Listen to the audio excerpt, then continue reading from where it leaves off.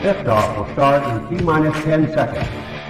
10, 9, 8, 7, 6, 5, 4, 3, 2, 1. We have ignition. It's time! 17 seconds from Game 7 or from championship number 6.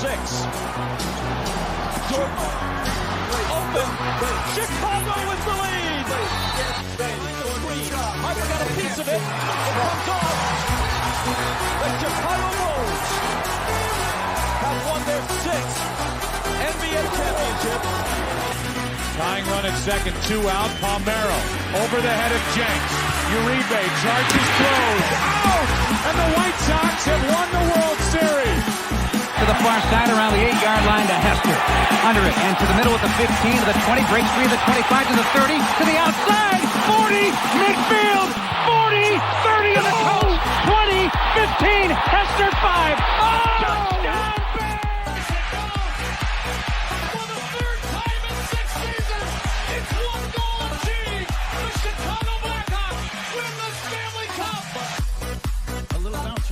Toward Bryant. He will glove it to Rizzo. It's in time. And the Chicago Cubs win the World Series.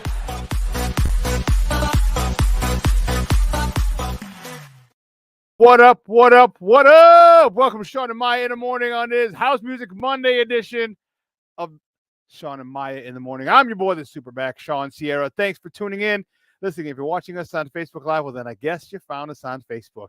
And if you're not following us on Facebook, what? Listen, go to Facebook, type in Sports Zone Chicago, click. There you go. Click the like button, and now you're following Sports Zone Chicago. Simple. But wait, there's more. Go to the show's page. Go to Shawn and Maya in the Morning. Go to that page as well. Like that page as well. So not only will you be liking Sports Zone Chicago, but you'll be liking the show's page, Shawn and Maya in the Morning. If you're watching us on our YouTube channel, on our Sports Zone Chicago YouTube channel, excellent. And if you're not subscribed to our YouTube channel, for real. Listen, go to YouTube, type in Sports Zone Chicago, click the subscribe button. Okay, do that. But also click the notification button. That's the little bell right next to it. And it'll let you know anytime a show from Sports Zone Chicago is going live. You get it? Got it? Good. All right. Now, if you're watching this on our mobile app, wait, don't even tell me you didn't know we had a mobile app. What? Come on, man. Listen, we have a mobile app. So listen, wherever you get your apps from, it doesn't even matter. It doesn't matter where you get them from. Whether it's iTunes, Google Play, Amazon, Walmart, Kmart, 7-Eleven, Zayre, Zensky, Macy, Montgomery Ward, Venture, Woolworth, wherever you get them from. All right, you go there, you type in Sports Zone Chicago, you download it. You take us with you on the go. So not only do you get Shawn and Maya in the morning 3 days a week, not only do you get our other live shows throughout the week, not only are they archived there like they're on Facebook and YouTube, but I'll tell you what, we give you a slew. And I mean a slew of articles thanks to my man Clarence Council III. Big up to Clarence for keeping you abreast of all articles Chicago sports related. Now, if you're watching this on our Roku channel, I like that kind of party, baby. Yeah. Sports Zone Chicago, we have our own Roku channel. How you not know? How you got our own Roku channel? What your problem is, man? Come on, listen. If you have a Roku television in the house, do us a favor. Go there. Download Sports Zone Chicago's channel. All right? Download the tile and put it right there next to Disney Plus, Prime, Netflix, Hulu, Apple TV, Paramount Plus, Stars, Showtime. Put it right smack dab in the middle. Do us that favor, would you? Appreciate you. Appreciate you. All right? And listen, if you have more than one Roku TV in the house, do us a favor. Do us a solid, would you? All right, however many you have, download Sports Zone Chicago's the channel to all the Roku TVs you have in the house. I know it might be in the kids' room where they're not going to watch it. They're watching Barney or Teletubbies or Power Rangers, whatever kids watch nowadays, but that's okay. Just do us a favor. Download Sports Zone Chicago's channel, even to that television. Could you do us that favor? We'd appreciate it. Get it? Got it? Good. Now, you can also tweet the show. You can tweet us at Sports Zone Shy. That's CHI and Sport. That's CHI and Sports Zone Shy now. If you want to follow me, just me. Personally online, you want to know what I did? Well, let me tell you what I did. You want to know what I did? Here's what I did. I made it nice and easy for you folks. Now you need one handle for Facebook, Twitter, Instagram, Snapchat, the Snapper, and TikTok. All one handle. You see it at the bottom of the screen at the Shawn Sierra. If you want to follow my lovely co-host, Maya Akai, you can follow her on Facebook and Twitter at the Sports Chica. And if you want to follow her on Instagram because you're an IGer and you do it just for the gram, well, just follow her at Maya_Akai. It's MAYA_AKAI. We have a phenomenal show, but I need you to get interactive with us today. So listen, whatever platform you're watching us on, whether it's Facebook, whether it's YouTube, whether it's our mobile app, do us a favor, leave a question or comment on that platform. It'll come up here in the thread. And guess what? I'll put it on the screen. We'll incorporate it into the show. We'll talk about it. And that's what makes this the best Chicago sports talk, the best morning Chicago sports talk show around is you. So you know what? Bring them, baby. Give us all your questions, comments, smart-ass remarks, baby, because ain't nobody scared over here. And like The Rock always says, baby, don't sing it. Just bring it. Let's see who we got in the chat already. The chat is jumping. Like Beyonce said, jumping. Lady. Cornelius Squalls, my man in the house. What up? Good morning, Papa. Lavette Lee, she's in the Mickey Ficky house. Happy House Music Monday, baby. That's what I'm talking about. Michelle Walls, what up on a House Music Monday morning? You know it, baby. You know it. Patty Lara's in the Mickey Ficky house. Good morning. Yeah, I like it. I like it a lot. And my man Armando Emeterio, Lara Jr. My man Junior's in the house. What's up, Papa? Thanks for tuning in. I appreciate it. Thank you very much. Thank you very much. Listen, I don't know a lot about a lot, but I do know this. I do know a lot more of the usual suspects will be checking in. Oh, yeah. Junior, Jeremiah on my lap drinking his bottle, watching. That's right. So, hey, Jeremiah, good morning, mijo. Thanks for tuning in as well. I appreciate it. And a big shout out to Dito, Armando Emeterio, Lana the Fourth. He can't be watching because he's in school. But they should let him watch this. This is an educational program. So he knows exactly what's going on in Chicago sports. So, Dito, Jeremiah, good morning, guys. Thanks for tuning in. Man, we have a lot to talk about today. Bulls. Second verse, same as the first. Same stuff as last year. We have a lot to talk about. But again, the Blackhawks, well, they're rebuilding. All right, they got their centerpiece, an 18-year-old Connor Bedard, and some highlights. There's some exciting moments, but they're still going through their struggles. We're going to talk about them as well. The World Series is going on, and I know right now we don't really care about the Fall Classic because none of our teams are in it. None of our teams got close. None of our teams made the playoffs. So you can't win it if you're not in the playoffs. But that's going on as well, too. And then our Bears. Big time Bears talk today, and I'm excited about it. I'm really, really excited. You know, we have, and there's a lot that we have to digest that I want to talk about. I want to break down a lot and talk about a lot.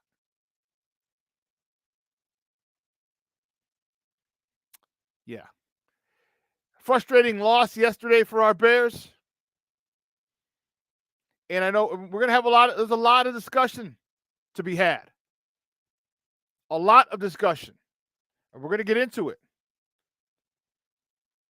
We are going to get into it. Oh.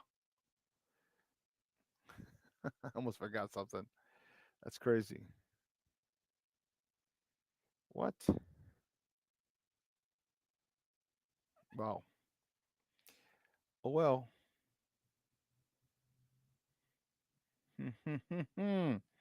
Oh, well. Well, listen. Guys, you know how we do. So Eric's not going to be on today. He's unavailable. He's had some travel issues. So we're just going to wing it. And here's where you guys are going to come in. We're going to talk a lot about the Bears. And I want your questions, your comments. So let's get into it. So, guys, you know how we do the first segment of every show. It's called Top of the Morning. It won't come just when you want it.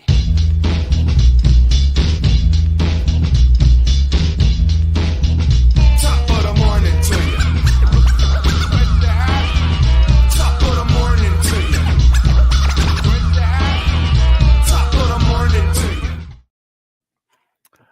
Our first top of the morning topic. Well, what else did we start with? You know where we got to go with this one. Bears. Bears. Bears with a rough one. All right, Bears lose to the Chargers 30-13 yesterday out in Southern California at SoFi Stadium. Tyson Bagent 25 of 37 for 232 yards, 2 picks, and a rushing touchdown. They gave him the tush push, the brotherly shove. That's how he scored. And you know what? It hurt. You see, Cole Kmet, he had 10 catches for 79 yards. DJ Moore, 4 catches for 55 yards. Can you just look at that, what I wrote at the bottom of the screen there? He had 6. Do you hear me? 6 targets. 6. Dante Foreman, 9 carries for 34 yards. Roschon Johnson, 6 carries for 21 yards. See, this is where we're gonna have an issue. Okay? We're gonna have a big Mickey Ficky problem. I'm gonna have a big Mickey Ficky problem with this coaching staff. Okay? He had 25 carries. Deontay Foreman had 9. Roschon Johnson had 6. Darrington Evans had 4. Mooney had 1. Bagent ran a couple times. Trent Taylor had a stupid jet sweep. And what did I tell you? What did I Mickey Ficky tell you? Didn't I tell you that they needed to run the ball 30 plus times? 30 plus times. We ran it 25. Granted, 73 yards, so about 3 yards a carry. That's not the point. The point is you need to run the ball. And for those people who say, well, they got behind quick, first of all, relax. You had plenty of time to run the ball on the first drive, plenty of time to run the ball on the second drive, plenty of time to run the ball on the third drive. All right, you didn't run the ball. Okay, you continue to have these stupid 3rd and 1 plays. Again, you still don't have a jumbo package for a 3rd and 1, 4th and 1 to get you that 1 yard. It boggles my mind. It really does. The insanity of this coaching staff is downright embarrassing. Deontay Foreman had a phenomenal game last week, and you say, yeah, you know what? You had a great game, so let's only give you 9 carries. Really? 9? Just because Roschon Johnson's back? Listen, I like Roschon Johnson as well. But Deontay Foreman showed that he earned the right to carry the ball 20 times. He needed to carry the ball 20 times himself. Minimum. Now, if you want to split the other carries between Darrington Evans, who showed off a lot last week, and Roschon, give them 10 each. But that's the way he needed to go, and you refused. You know, there were a couple of instances. Cornelius, you're right. The defense did hold them under 50 points. So it's good job, Coach Eberflus. Appreciate the hard work and effort you put in to getting your team ready to holding this team under 50. P. Will wants $200 million contract. Okay. Well, And the ref with the quick whistles. We're going to talk about that a lot. That screwed us up big time. But, Junior, you said something earlier that is on point. Unprepared again. Unprepared again.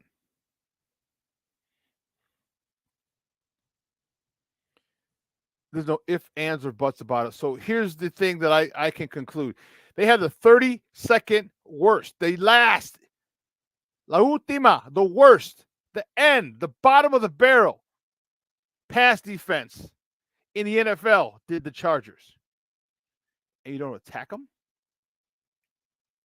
You don't attack them? I know Tyson Bagent threw the ball 37 times, but that's not how you attack them. You attack them with the run. And why? Here's the thing that really gets me. Why you're running laterally. When you have Joey Bosa on one side and Khalil Mack on the other, who can run down lateral runs in their sleep. What did I tell you that they needed to do? I told you they needed to run right at Bosa, right at Mack, and wear them down physically. But they don't want to do that. They know best. They're the smartest guys in the room. So we have a lot of Bears talk to talk. We'll get into that a little bit. All right, because I don't want to get fired up right away because I don't want to get fired up right away. So moving on. Next top of the morning topic, the Blackhawks, baby. Cold steel on ice. Remember that? Do you remember they used to be their slogan? Well, the Blackhawks are traveling to the AZ, to Arizona today, to play the Coyotes. Puck drop is 9 o'clock our time because it's 7 o'clock over there. Remember, they're 2 hours behind us. Puck drop is 9 o'clock, and that game can be seen on NBC Sports Chicago Plus, or you can listen to it on 7:20 a.m. They're going to go through their rough times right now, right? They're rebuilding. Like I said, they got their centerpiece. They're going to give you some exciting times. They're going to give you some, frustrating times where they're going to lose some games that they probably should win. Okay, but when you have a young team, a team that is really, really, really in the beginning of the stage, you got the centerpiece. Now you just have to build around them. You have to, hopefully some of the talent that you had the last couple of years can take a step forward this year, along with the number 1 overall pick, Connor Bedard. So it's going to be a couple years before this team is serious Stanley Cup contenders. Maybe 3. So probably toward the end of next season is when you say, okay, I think next year, which will be year 3, we can really go deep into playoffs. I don't know about them making the playoffs this year. I think next year they'll make the playoffs, but then the following season is when they can make a deep run in the playoffs. So let's go, continue to support.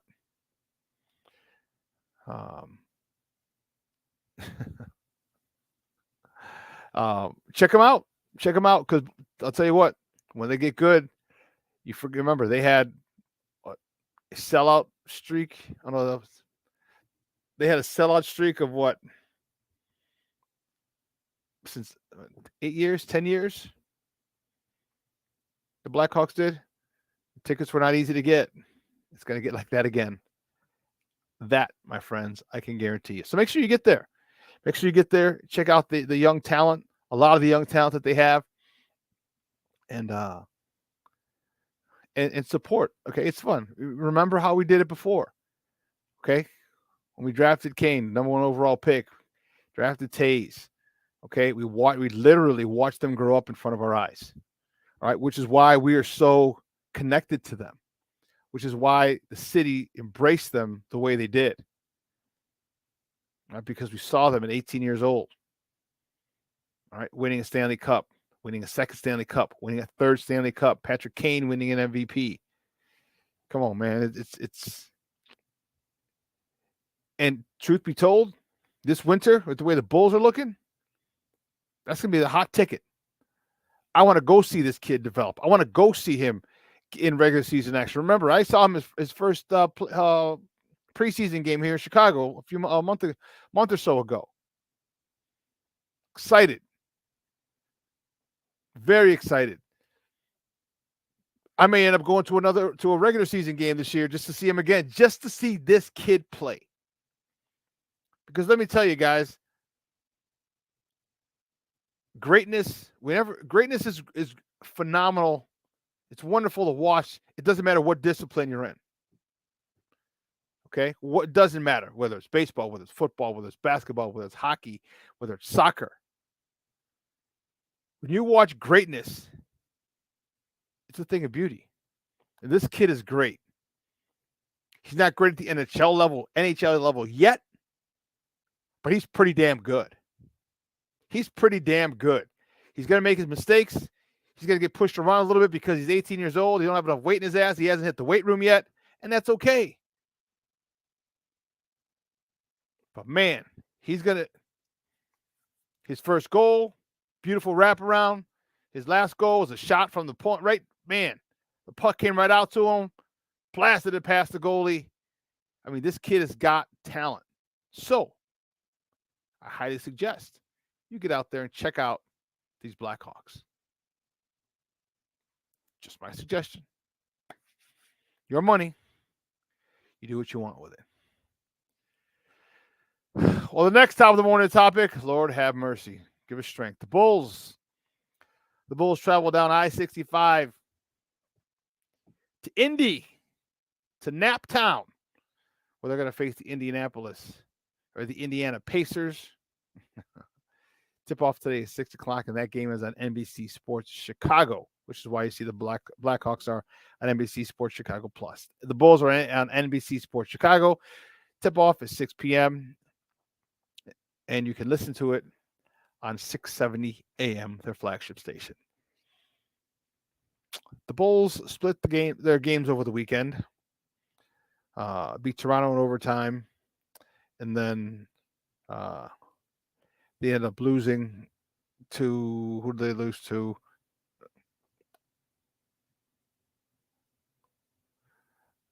Oh, the Thunder, the Pistons. That's right. They beat Toronto 104-103 on Friday. And then on Saturday, they lost to the Pistons 118-102. This is another cluster mess. Another cluster mess. Okay, we're running it back with the majority of the same squad that we had last year. I mean, we got Torrey Craig, Javon Carter. These two guys are good, but they don't move the needle for me. They don't move the needle for this team. So we know the definition of insanity, and that is brought to life by this Bulls organization. That is the definition of insanity. Running it back with pretty much the same squad, doing the same thing over and over again, and expecting different results. I really don't even know what to say. You know, I really don't even know what to say. There's no rim protection, rebounding. P. Will still wants to defer to DeMar and Zach and not live up to his true talents and play to his true talents. Okay.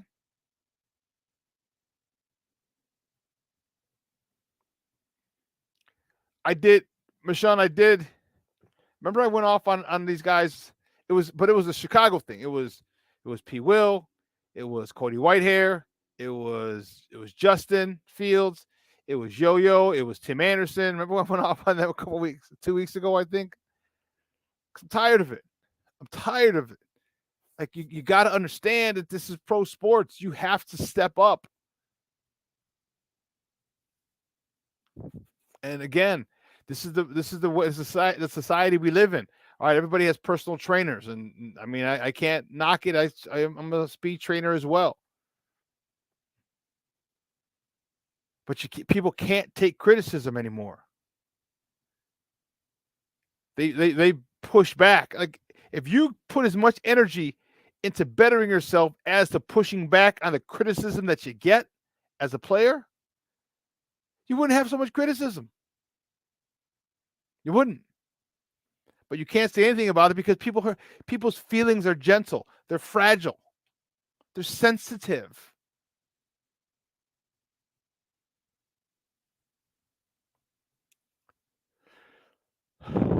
Yeah, but Shawn, I went on a rant. Remember last week? Like I said, about 2 weeks ago, maybe? These jokers.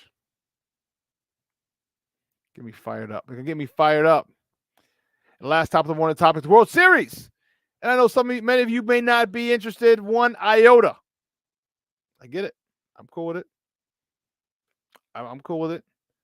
All right. None of our teams are in it. None of our teams were in the playoffs. Okay. That's cool. But the majority of the world is watching. A lot of the country is watching. Not all. Because the markets aren't as big as most people would have liked. They're not as big. Right? But the series is tied 1-1. Arizona, they started off in Texas.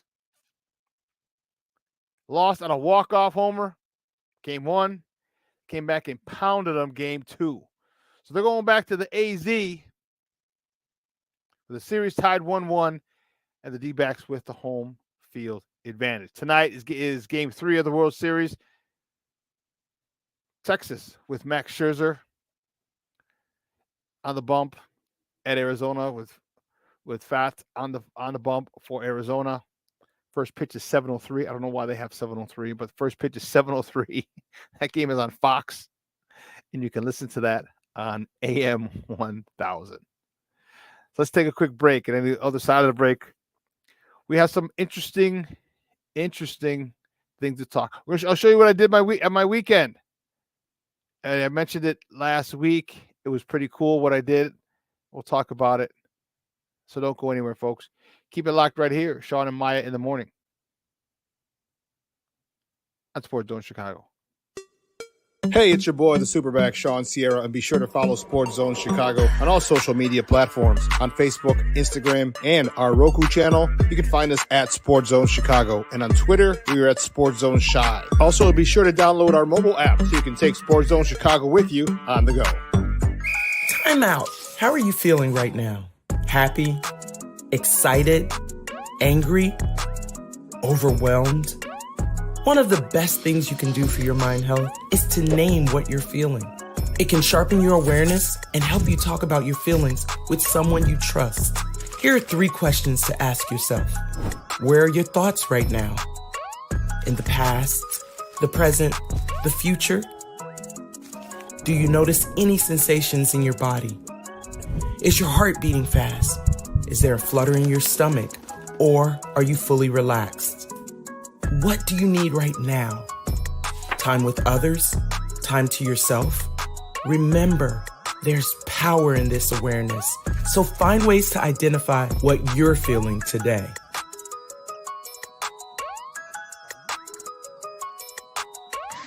Hi, guys. Hey. Hi, Megan. Hey, Jessica.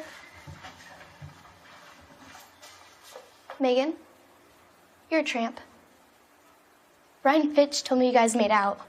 Everybody knows. He said your breath smells like garbage. And he almost puked. He says you're the most desperate girl he knows, besides your mom.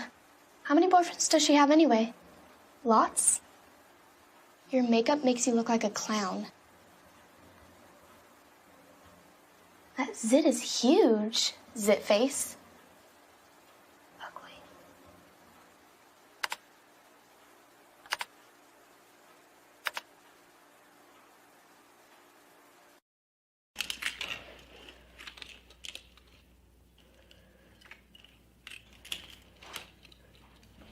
Hey, bud, what you doing? I'm playing with cars. cars. Cars? Can you show me what a car does? Whoa, whoa, whoa, whoa, whoa. Hold on a second. First of all, this is a school zone. So you need to put down your cell phone, stop texting, and let's get to driving. Now you're coming up to a stop sign, right? You need to slow down and stop before you hit that Y line. I want you to look left, right, left. You don't want to get hit by a car going on your left, and to your right to make sure you don't get sideswiped by a guy coming from your right. You're coming, and you see a crosswalk. You better slow your horses down, because the #1 rule of driving is always yield to pedestrians. Now stop, pull over, and you are done driving. Gosh, what do they teach you kids in school nowadays?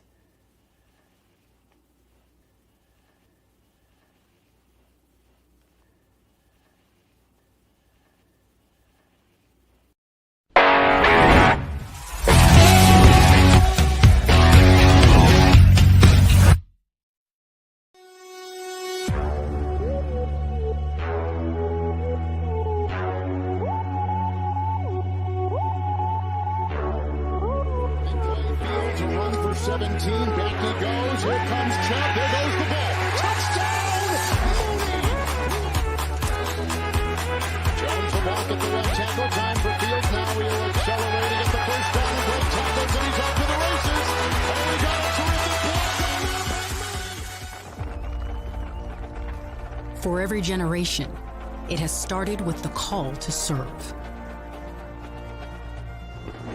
Discovering the purpose and the belonging earned with the title. Learning to dig deep and push through adversity together. Defending our nation and its people. It is a life of great worth and reward. But Marines are never really finished serving. Their commitment comes full circle, visible in communities across our country. This is Semper Fidelis, always faithful, always Marine, marking a path for the next generation. So I've come up with the family emergency plan. Great. What is it? It's difficult to talk about, so I'm not telling you. How will we know what to do? You won't. I'm so glad I won't have to remember anything. And me too. Thanks for this, sweetie. Talk to your kids about who to call, where to meet, what to pack. Search Ready Kids at nyc.gov or call 311. This year, my mom got me the perfect bag for back to school. These colorful binders help me stay organized. These headphones. Patriot begins from the 21. He dropped a shot play. Downfield for Darnell Mooney. Brought it in with a flag. Was Mooney touched down by contact? He's still going. Now the whistle finally blows. Let's see what that call is. Next to Bajan. Escaping, throwing on the run. Beautiful throw to Cole Kmet. He's a couple yards shy of the first down. Better leader, captain, all those things. Fake to Roshan Johnson to throw to the running back out of the backfield, the rookie from Texas, who gets the first down. I'm not sure I'm good with this stuff or not, but here he is. And here's Roshan Johnson with a good run across midfield into Chargers territory. Welcome back to Shawn and Maya in the morning on Sports Zone Chicago. Those clips courtesy of NBC. That was a game last night. Bears with the tough loss to the former San Diego Chargers, but the now current Los Angeles Chargers. I haven't been to SoFi yet. I heard that stadium is beautiful, beautiful. One of the top-notch stadiums in the league. Drinking my tea, man. I tell you, I love that tea. Is amazing, amazing. The Bears. So the Bears are under, I guess, under pressure, probably their own pressure, but pressure from the national landscape to build a stadium that's on SoFi with Allegiant Field. That's the new stadium in Vegas for the Raiders. Okay, they're on par. They're on the clock. I mean, believe you, nothing's happened in the next before 5 years. maybe 4. We're still trying to figure out the tax issue, or not we. Kevin Warren and the Bears are trying to figure out the tax issue, and if they don't want to build there, then they're going to have to find another place with a parcel of land big enough for a stadium, big enough for parking, big enough for an entertainment center. You know, it still boggles my mind. You know, it boggles my mind why the city won't cooperate. You know, why the city will not cooperate.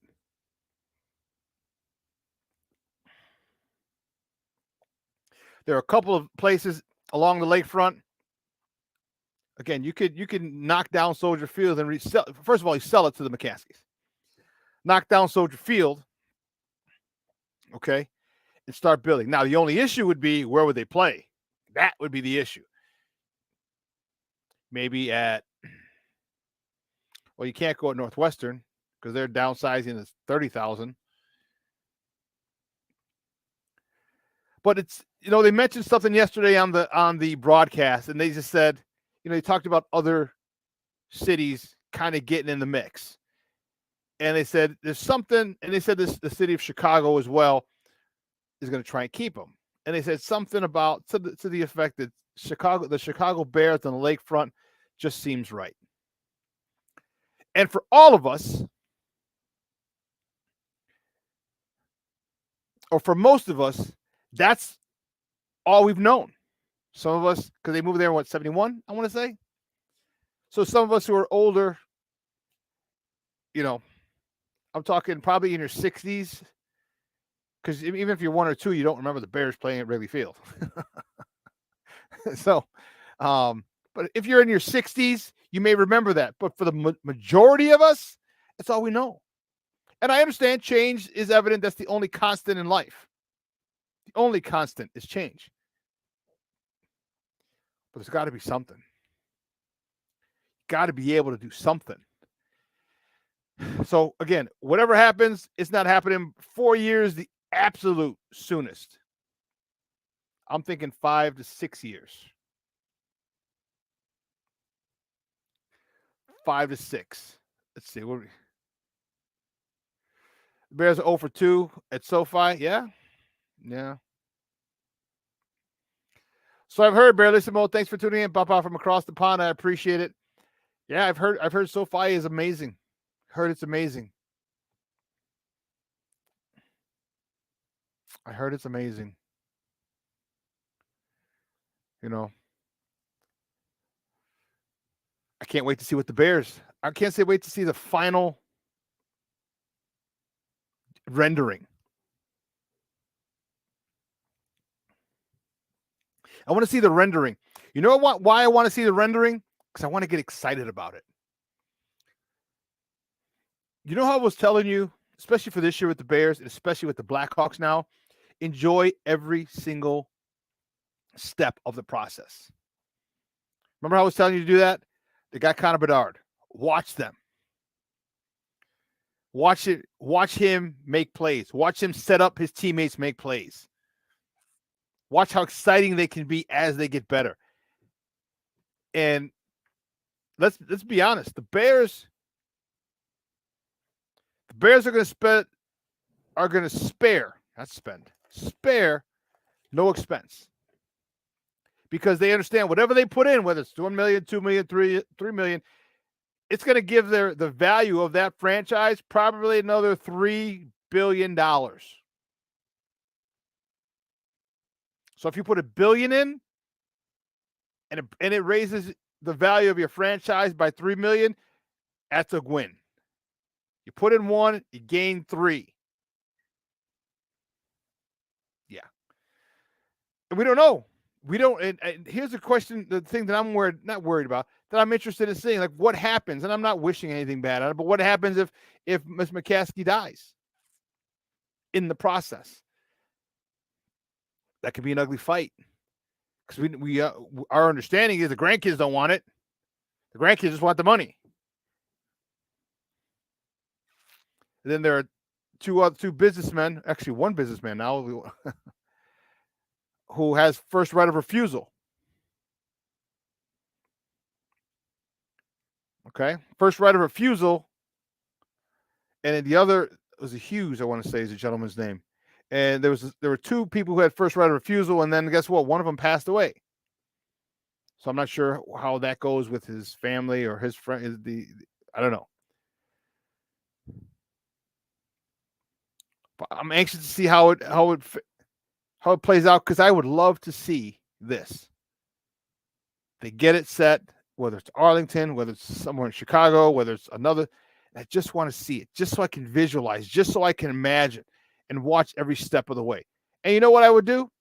I'd head up there.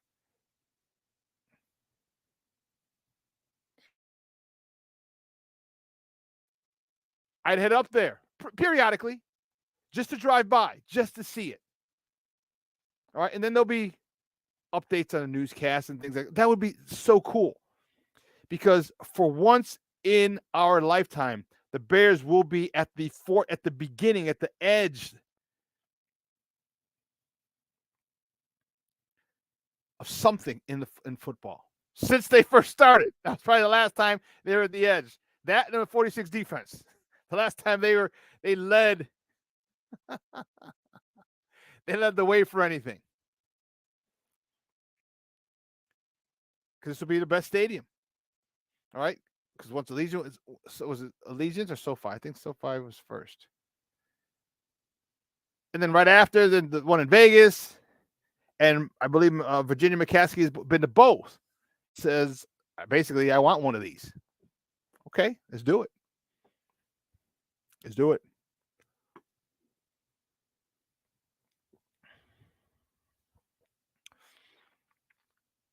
But we'll see. We'll see how it plays out. I'm looking forward to talking about it. I'm looking forward to going there, especially if I'm able to retain my credentials. Man, I'm looking forward to coming to you from the press box up there. That'll be dope. Speaking of, this weekend, I told you I had a pretty cool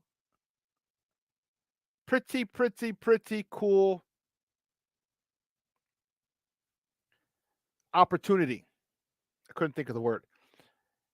I had the ability, thanks to a St. Rita brethren of mine,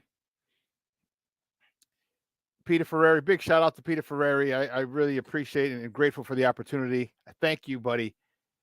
Man, I had a chance to go and do the color commentary. He's a play-by-play guy. He does play-by-play for Carthage College, a football team. And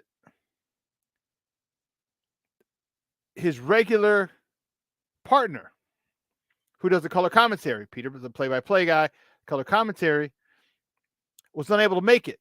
And they said, hey, well, Peter, we'll leave it up to you. Do you have anybody in mind? And he thought of me. And he said, yes, I have the perfect person.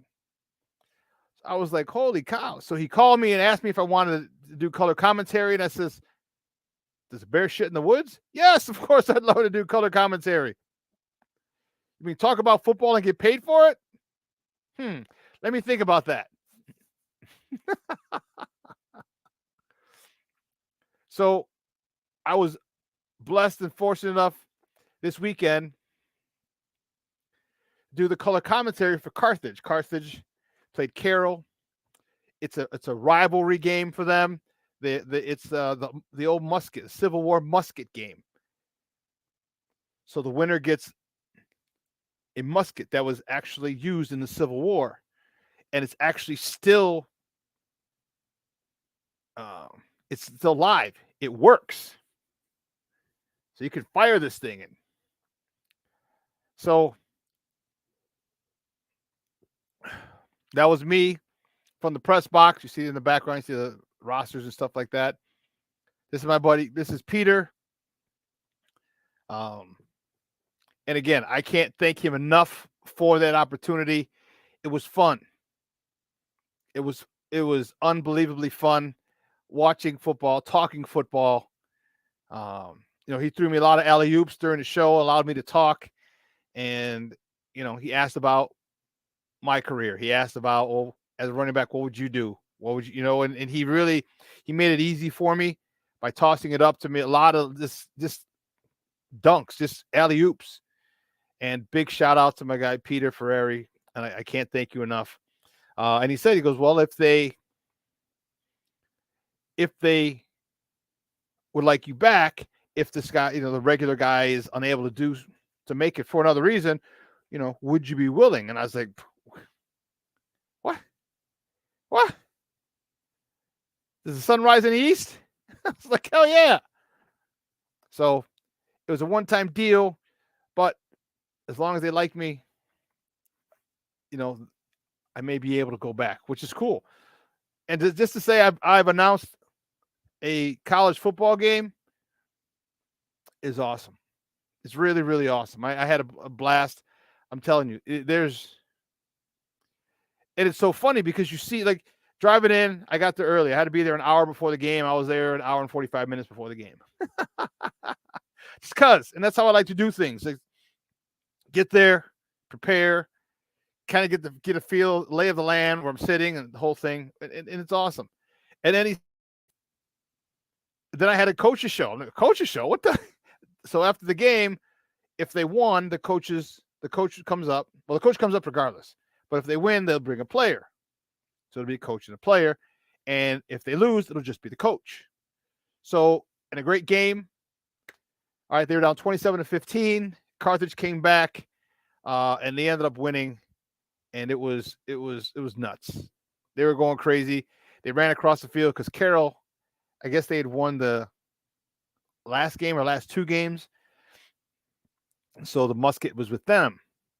So they ran across the field, basically just bogarted themselves, bogarted the sideline of Carroll College, got the musket, and were it was awesome. It was awesome. They were it, and so they had one of the players and getting up there, and I had a couple questions, and it was cool. It was really, really nice. A nice opportunity, a nice moment to hang with the coach. Just hanging, like, talking with the coach was really cool. The player as well. And like I said, Pete picked me up and at some points, because it was my first time doing this in years. And I did an Arena League game years ago, like 7-8 years ago was the last time. So he picked me up whenever he saw me kind of like stutter or pause, and Pete would jump in and just take a question, ask a question. So it was really, really fun. I had a blast. I can't even tell you. So if I would love to be able to do that again, and maybe more, maybe on a permanent basis, either there or somewhere else in the near future, in the upcoming years. That'd be dope. I'd love to sit there and just talk football. It's really what I love to do. So that was really, really, really fun. Let me tell you. It was fun. And what was really funny about it is so Pete tells me, he said, when they asked him if he wanted when they asked him if he wanted to go solo, he said no. Said, who do you have someone in mind? He said yes. And so then after we talked about it last week, and I said, yeah, of course I'll do it. I'd love to do it. He tells them, and for some reason they're like, it was like the big deal around. They're like, oh my God, Shawn Sierra's coming. Shawn Sierra's coming. I was like, what? Really? He's like, so one of the people that he says follows Sports Zone Chicago and watches the show at times. So he knew who I was, and he was then they gave him my resume, and they're like, oh my goodness. So I was kind of taken aback by that, just taken aback by that someone had knew who I was, follows Sports Zone Chicago, follows Shawn and Maya in the morning, had seen my show, a few times. And so when he heard that it was coming, he's like, oh my God, I know that guy. I've watched the show. So I thought that was a pretty cool come to Jesus moment. And again, it wouldn't be possible without my friend Peter Ferrari, St. Rita Mustang. And then we also actually went to Illinois Center for Broadcasting. It's called Illinois Media School, but we went to St. Rita High School, Illinois Center for Broadcasting. So if you go to Carthage College football page and check out the game versus Carroll, and listen to it. First of all, it's a good game. It was a real good game. Like I said, Carthage came back. They were down 2 scores, and they came back to win.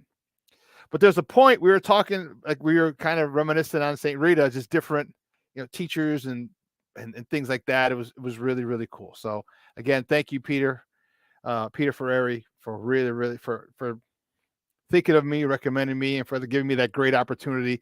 I just had a freaking blast, a blast, so, but anyway, yes, Junior, yes.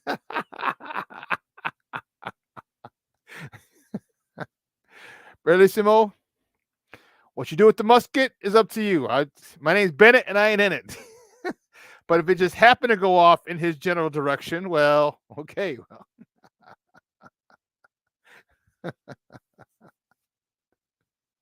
Oh, man. Hey, Shorty, thanks, man. It was fun. I'm telling you, it was really cool, and that's one of the things I wanted to do, is to be able to broadcast football. So we'll see. We'll see. We will see. So it was.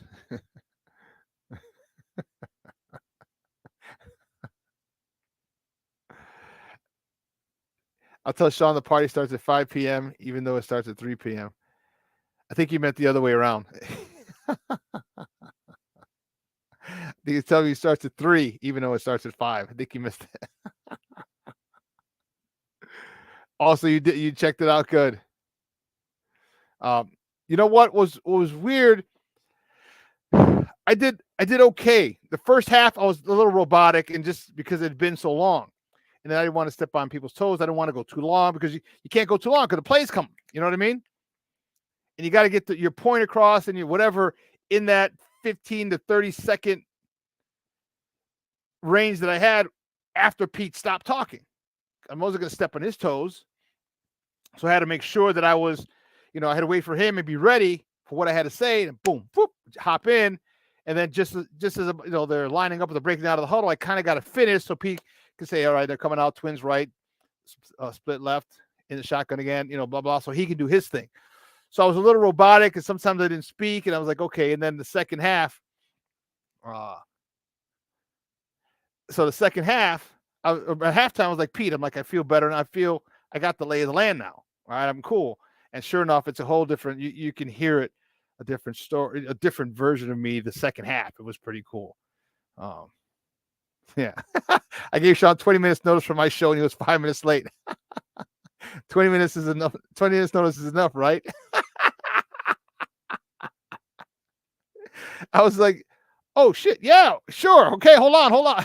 Actually, I had to go to the bathroom. I was like, but to come on your show, I was like, I'm not going to turn that down, barely. Well, of course not. I was like, yeah, of course I could do it. I was like, damn, I got to go to the bathroom.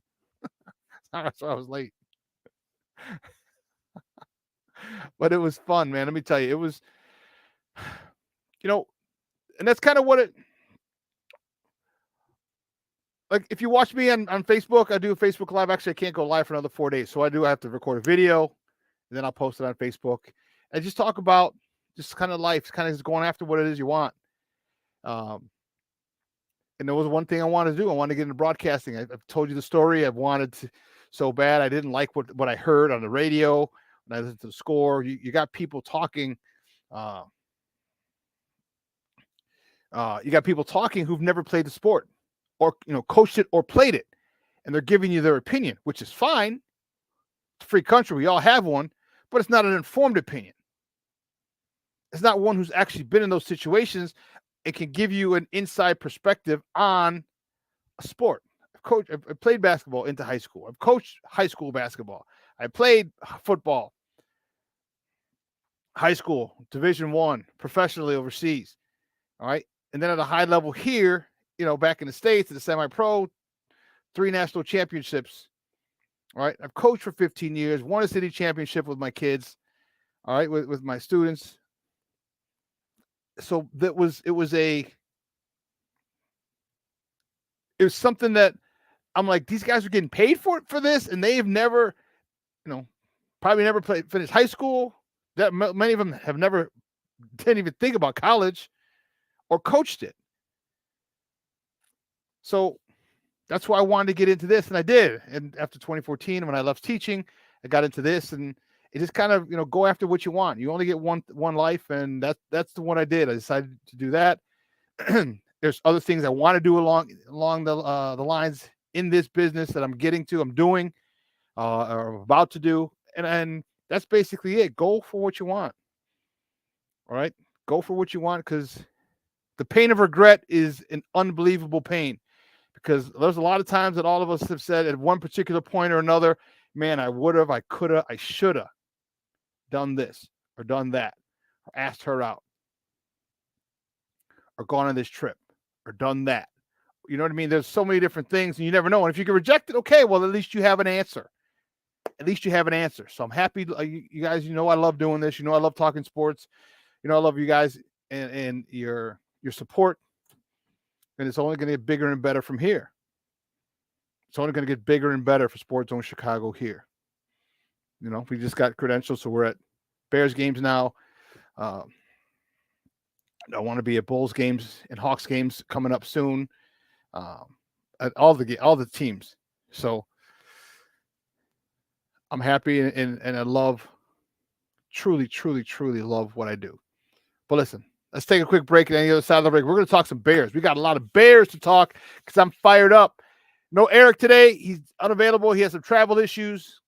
So I'm like, don't worry, Papa. I'll hold it down. I got you. So he'll be on with us on Wednesday. All right? So don't go anywhere, folks. Keep it Shawn and Maya in the morning on Sports Zone Chicago.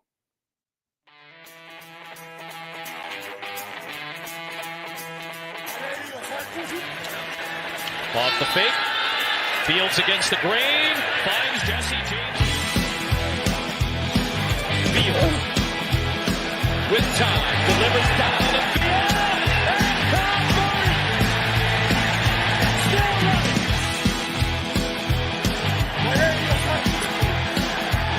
Made one way. Fields stumbling. Trying to cut it back.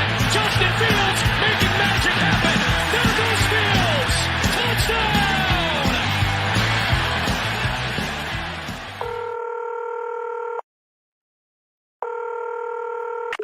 911, operator 901. Where's the emergency? 127 Brynmere. Okay, what's going on there? I'd like to order a pizza for delivery. Ma'am, you've reached 911. This is an emergency line. Large with half pepperoni, half mushroom.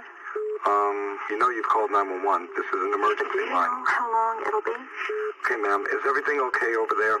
Do you have an emergency or not? Yes. And you're unable to talk because... Right. Is there someone in the room with you? Just say yes or no. Yes. Okay, it looks like I have an officer about a mile from your location. Are there any weapons in your house? No. Can you stay on the phone with me? No. See you soon. Thank you.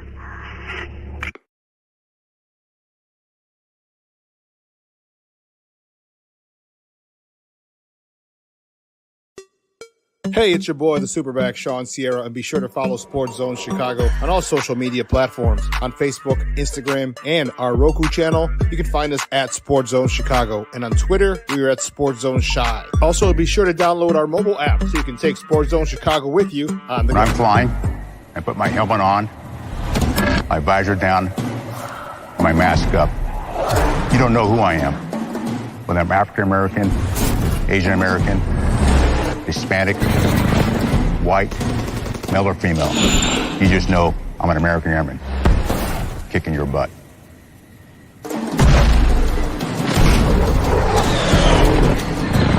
I'm General C.Q. Brown Jr. Come join us.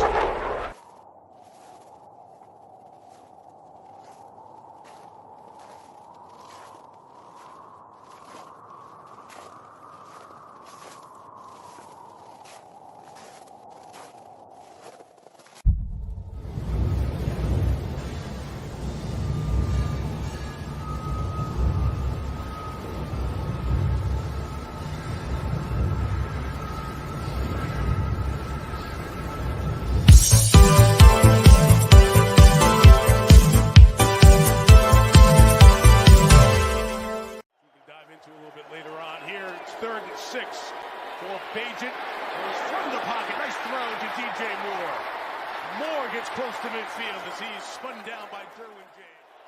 3rd and 8. Agent throws. That's a first down at the 30.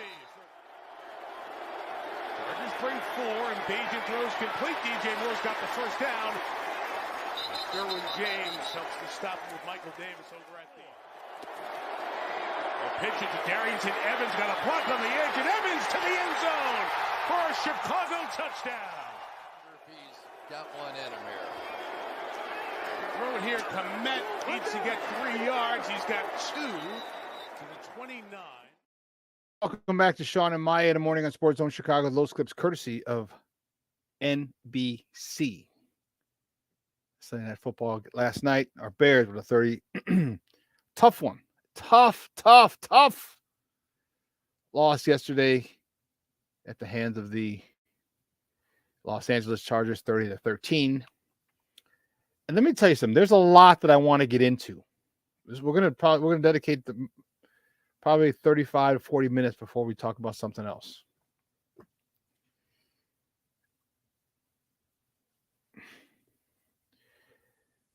It's apparent this team cannot handle success. Okay. It's apparent that Coach Eberflus is not the guy for the gig. I know, newsflash. But here's why. All right, your dad, Mark Grody reported, or they're dancing in the locker room and everything, and cool, and I guess they were dancing on a Thursday, gets excited for the game, whatever. You got to nip that in the bud. All right? You got to nip that in the bud, because that's your second win of the year. And the thing about it, like, you celebrate things, all right, big moments. And when you get to the point where you feel and you're supposed to win, it's not that big of a deal. Yes, that's the mentality you have. It is a big deal winning a game in the NFL. But the mentality is, okay, we won. I'm happy. But now we have to do it again. And, maybe he's too much of a player's coach. Maybe all the dancing and all the other stuff. Remember, Nagy had Club Dub. All that dancing and everything was cool when you won. But now when, you got to go about your business. The thing is, you got to do it again. And you got to do it again. And you got to do it again.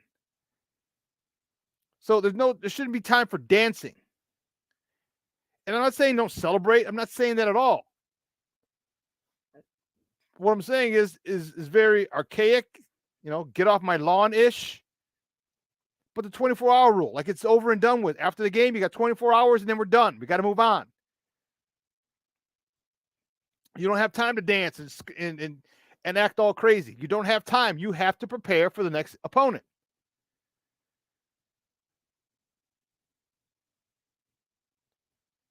There are a lot gone wrong. First play, beautiful. Pass from Tyson Bagent to a diving DJ Moore, who's not touched. Now, he gets up. First of all, the whistle's blowing. He gets up. You haven't been touched. Get your ass up and run to the end zone. Because he got up, he started running, slowed down, and then safety came over, caught him at like the 20. But if he had just run, he probably would have scored. We're up 7-0, first play of the game. You not running into the end zone is you being unprepared. I know you heard the whistle, but you also have to know that you were not touched. And that could be reviewed. Actually, an inadvertent whistle can't be reviewed, but that would show me that you're ready and you're focused. The tackling, horrendous. The were piss poor, and that's an insult to piss poor angles. They didn't want to hit people. Only person who hit someone was BJ Edwards. Knocked the shit out of Herbert on that blitz. Smack shoulder pads right to the ribs. I said, thank you. Thank you. Finally get to the quarterback, and Edwards is pissed, and he delivered a blow. Delivered a blow. And you saw Justin Herbert was like, oh, damn. That's with rib guards. So this team wasn't prepared. That's on Eberflus. The game plan was shit. Offensively and defensively. That's on Eberflus and Getsy. Can you tell me? Can you tell me why? Why DJ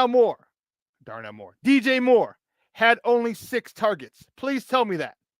4 catches for 55 yards. You see it at the bottom of the screen. 4 catches for 55 yards, 6 targets. He needs 6 targets in the first quarter.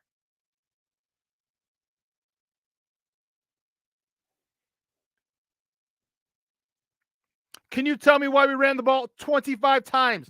Only 25 times. Can you tell me that? Was it because we got a 3-yard average? Well, guess what? You keep going until you break it. And don't give me the nonsense about falling behind quickly. If you had a jumbo package on 3rd and short, it would help. It would answer a lot of your problems. That would be the answer to a lot of your problems. But you don't want to run a jumbo package. You can't get creative like that.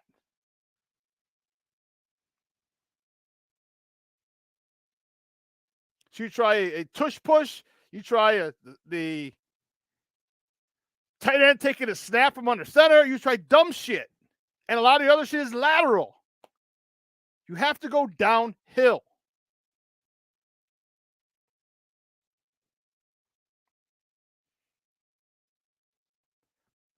Back to the tackling. We would be working tackling all freaking week. All week.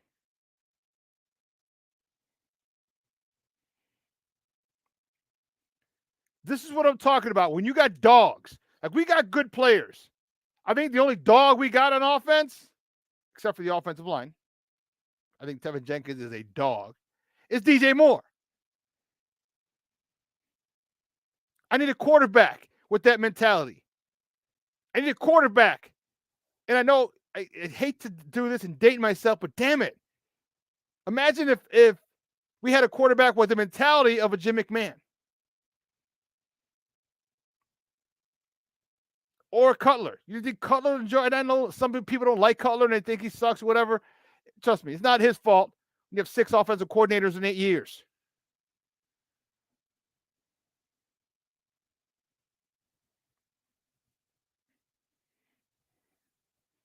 You know, somebody who has some balls to say, hey, to fire his teammates up. If you remember, Jim McMahon only hung out with the linemen. He was one of them.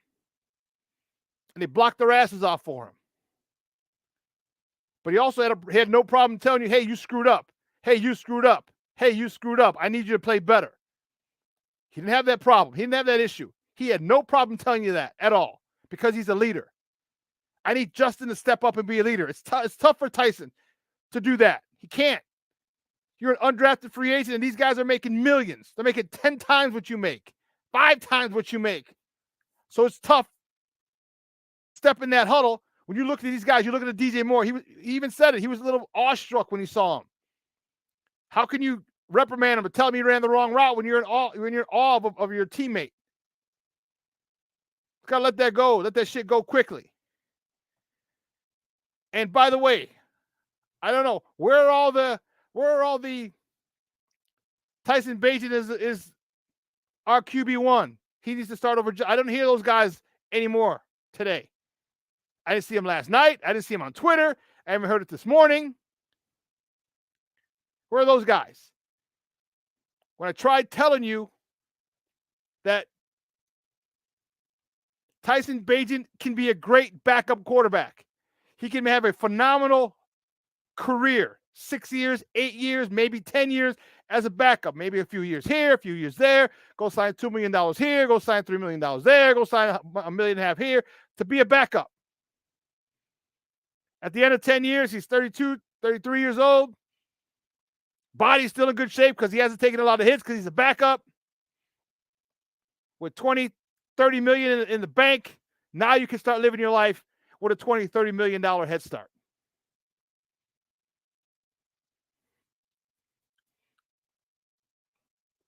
There's no disrespect to Tyson Bagent, none whatsoever.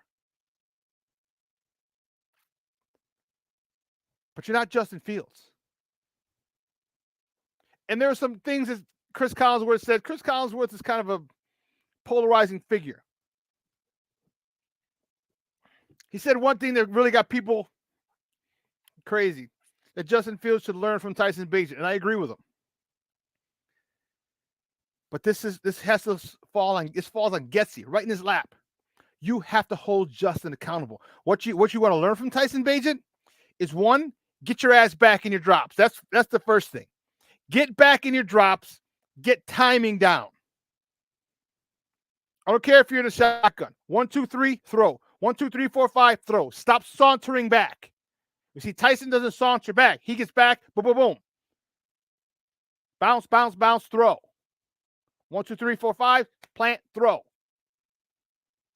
That's what one thing Justin can pick up from him. 2, move quickly in your progressions. Move quickly.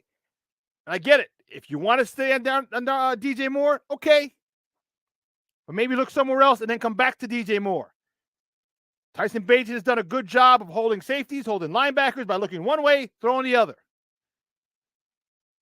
He's done a good job of that, especially for an undrafted rookie free agent. But then again, remember what I told you. He had over 2,000 snaps in college. He had more snaps in his junior year than Justin had in his last 2 seasons at Ohio State combined. More pass attempts, More pass attempts in his junior year than Justin had in his junior and his second and third year at Ohio State, or his first 2 years at Ohio State. So he's able to do this. He's got to pick up the speed. Sometimes they disguise some things because obviously you're at a different level. That only comes with time. Come next year, he'll be almost the perfect backup quarterback. He could be Chase Daniels 2.0. But he's never going to be Justin Fields. He's never going to be as good as Justin Fields can be. So there's some things that they could learn. Now, I really would have wanted, and here's the thing, this division between things. There's a lot of undertones in there that I won't go into, a lot of racial undertones, but I'm not going to go down that route. And it sucked when you heard stupid people vehemently saying Tyson Bagent is number one. Tyson Bagent this, Tyson Bagent that. He's better than, get this guy out of here, but blah, blah, blah, blah, blah, blah, blah. Get Justin Fields out, trade him this and this. I want Tyson Bagent to do well. Why? Because I love the Bears. And I can see that Tyson Bagent is good. He's not Justin Fields. He's not Justin Fields good. There are things that Justin Fields can do that maybe 2 or 3 other quarterbacks in this league can do. Maybe. But the consistency, and then Tyson, they screwed him over too. They didn't run the ball 25 times between 3 running backs and a wide receiver jet screen. Why are you? What the hell is his name? The punt returner. What the fudge crackers is his name? What the hell's the punt returner's name? Number 15. I'll find it. Don't worry. It escaped me for a second. But you're giving him a jet sweep. Who the fuck is he scaring? Like, who is he scaring? I know he had a shit game, but that should be Velus Jones. Velus Jones got some speed. The play call, the play design. I look at it, I'm like, what is wrong with you? Getsy? The hell is your problem? What the hell is your problem? I'm still trying to find that punt returner's name, number 15. If you could think of it, put it up and just post it in the chat real quick. You know, I'm looking at this and I'm like, and I'm thinking, why would you even do? Why would you? And here's where you go trying to be the smartest guy in the room. Well, they're not expecting him, so yeah, but they're not expecting him because he can't do shit. It's a crazy idea.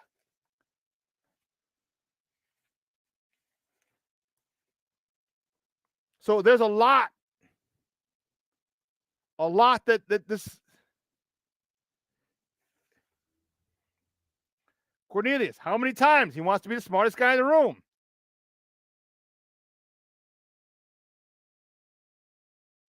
We've talked about it. Sometimes just it's gonna annoy me. Give me the dude, the punt returner, number 15. Give me the punt. Someone put the punt returner's name up in there. I couldn't think of his name to save my life right now. Oh, no, my phone's over there. But that should be Velus Jones. Staying on Velus Jones. So opening play should have been a touchdown. Velus Jones and the Bears went up against the 32nd rated pass defense in the NFL, and they couldn't attack. They couldn't burn them. One, because Darnell Mooney is like, oh, well, I didn't get touched while I blew the whistle. Run your goddamn ass in the end zone. You know damn well that they didn't touch you. You know damn well they didn't. Get in the end zone, make them figure it out. And then when you score, now the Bears could go back to the league and say, hey, listen, quick whistle, blah, blah, blah, blah, if we would have scored. It could have changed the outcome of the game.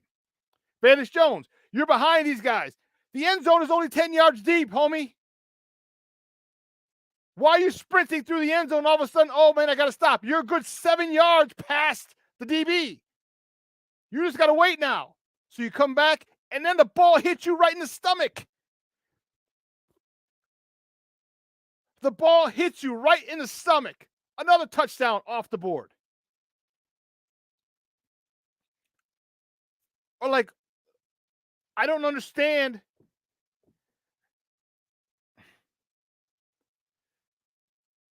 You know, Velus Jones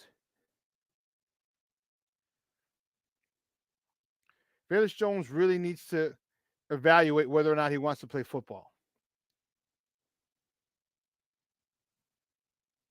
All right, because these are things like those are catches that it hits you in the stomach. Like just catch it against your stomach and let it go and gain and a touchdown. You know, you've made a lot of questionable decisions. I don't think you'll be with the team next year. I don't. And you have no one to blame but yourself. Then the Cole Kmet one, the officials, again. He gets the block, the tackler, he gets picked off by another Chicago Bear. Cole Kmet could have scored again. That's 3 touchdowns the Bears should have had. That changes the complexity of this game. Changes it completely. Bears go up 7-0. Big difference.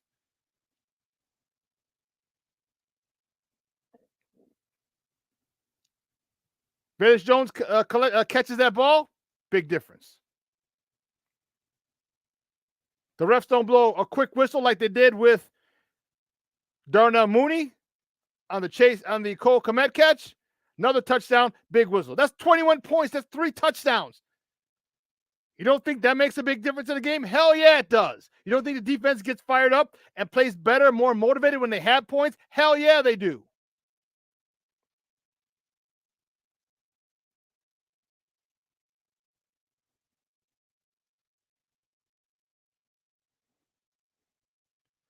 This one as well. Interference on the punt return. Like you see, like you're running. You see the guy. You're a punt returner. So you see the guy eyeing the ball. He's tracking the ball. Something you didn't do very well. And then you run into him. Facebook user, I don't know who you are. But why is he even active? Because they're trying to use his speed. They're trying to say, hey, help us out a little bit. Don't be surprised if he's not active. Don't be surprised if Tyler Scott starts to get some of his special teams reps. And he should. Coach Eberflus. The angles guys took were atrocious. The touchdown, the 6'8" receiver. Here's my God-blessed thing. The guy's 6'8". Okay? Lucky. Oh, I got you, Papa. The guy's 6'8".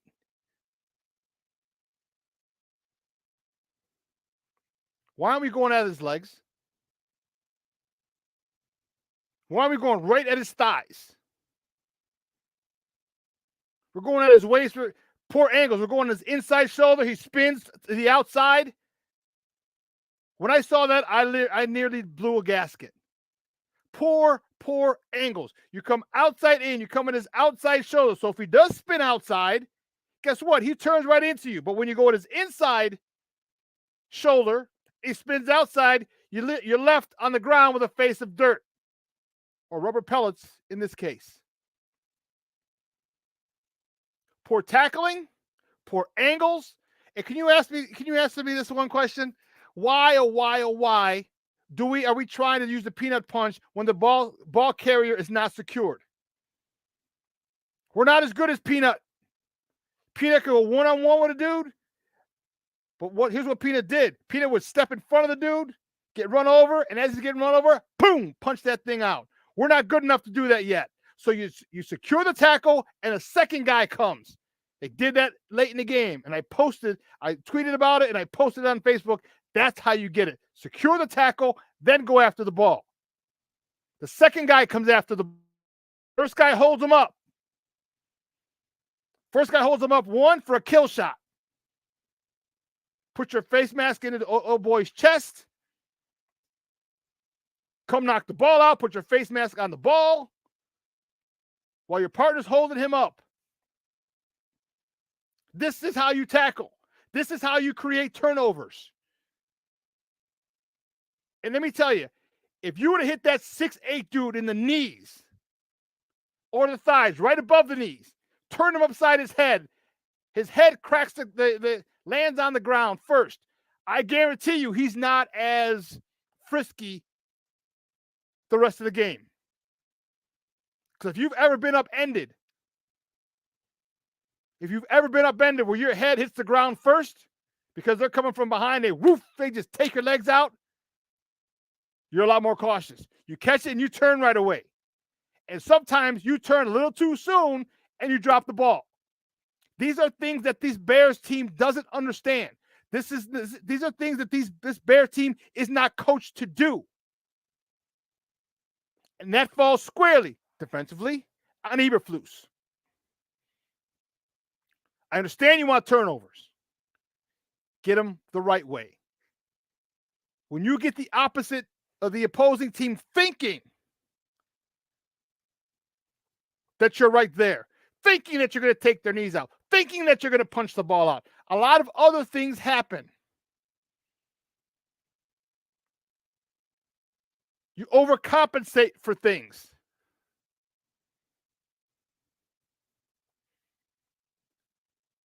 His refusal, yes.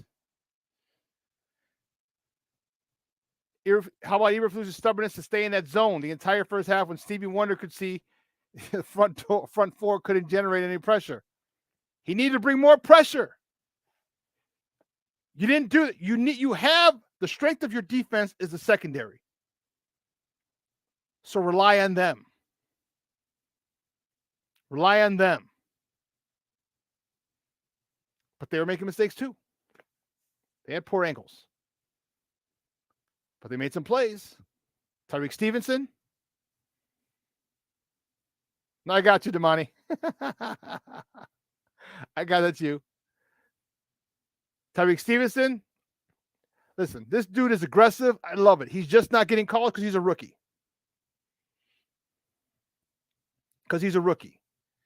And then the touchdown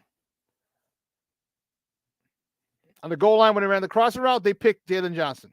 They picked him. Where are our crossing routes on the goal line? Wasn't part of the whole Green Bay concept, the crossing routes, the mesh routes, the pick routes, whatever you want to call them? Wasn't that a big part of that offense? Didn't we see Randall Cobb and Jordy Nelson and Antonio Brown? Or, not him. Shoot, I'm trying to think of the other receivers. All the other receivers in Green Bay history. They've scored on us. They're wide open every single time because of the pick routes. Where are those for us? I saw one in the Vegas game. One. Where are they? When we get to the ball, get the ball to our playmakers, guys who could get us some yards after the catch. Where are those in our offensive scheme? No, we just have Tyson Bagent flat. You took one shot downfield. You didn't push the ball downfield again until later in the game. It was like fourth quarter. Push it down the middle of the field. You're against a 32nd ranked defense. That is coaching. That's coaching. And you do it by setting it up with the run. You don't stop at 25. You stop at 35. And if you're destroying them, then you go to 40. Here's the thing that I don't think Getsy understands. It doesn't matter how you win. Just win, baby. If that's the formula this year, is to run the ball down teams, God bless the throat, and have the quarterback pick and choose his spots and hit them big when they overload the line of scrimmage, then that is a God blessed formula. Why did you change it from last week? Oh, they know we're going to run, so we're not going to run them. Why? It works. You keep pounding them.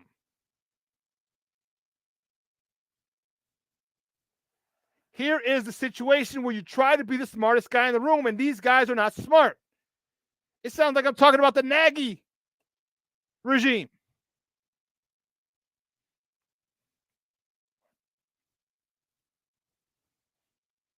And then what do they do to really confuse Tyson Bagent? They started dropping defensive ends. Khalil Mack's in the flat. You saw when he covered Tyson Bagent. They're like, Tyson's going to be throwing stuff in the flat, his check down. So what do? They drop him in the flat. So, oh, shit, now what do I do? Which way do I go? When they do that, that's when you push it down the middle of the field. That's when you go hook curl. If they're in a cover 3, which they were a lot, hook curl.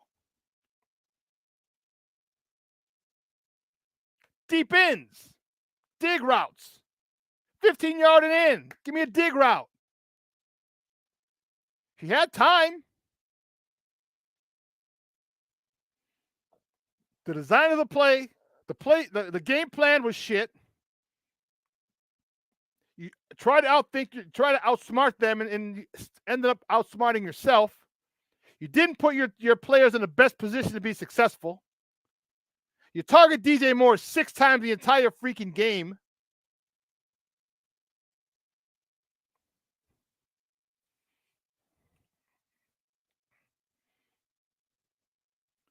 Where are the jump balls? You got Cole Kmet, you got Robert Tonyan. Hell, Darnell Mooney or Tyler Scott.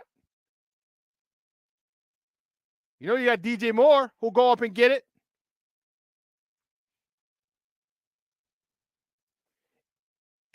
It boggles my mind why they change what worked. Luis Mejia in the house. Good morning, Papa. Rise and grind. Thank you for tuning in. You know, the rumors that a buddy of mine reached out to me. There was a mock-up. And he's like, how much? And I told you about this on Friday. I sure as hell want Jim Harbaugh. Sure as hell want him. I want that investigation to say that Michigan is on 50 years sanctions to make sure Jim Harbaugh leaves and you give him that God-blessed job. Because all the people who are clamoring around Bagent this, Bagent that, again, Bagent is good. He's a great backup. He could be a great backup. He's never going to be Justin Fields. He's never going to have the talent that Justin Fields has. He's never going to have the ceiling that Justin Fields has. And in order to win a Super Bowl, you need an elite quarterback. The Trent Dilfers of the world aren't winning Super Bowls very much. You need a quarterback who can win games for you. We'll win games because of Tyson Bagent, despite Tyson Bagent, not because of him. He will not win games for us.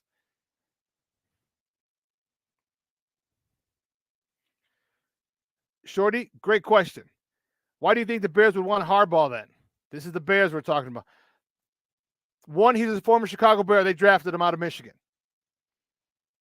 Two, he's a God-blessed winner. Three, he's taken the team to the Super Bowl. And if it wasn't for a great catch in the back of the end zone, he would have won that Super Bowl against his brother.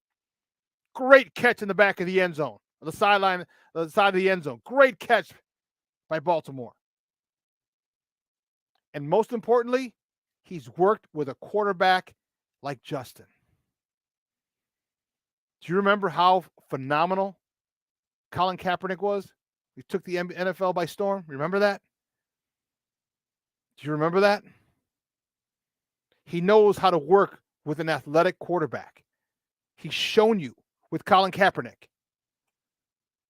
He's shown you he loves running the ball. That's why, Shorty, that's why I think the Bears should go after him. As soon as Michigan decides what they're going to do,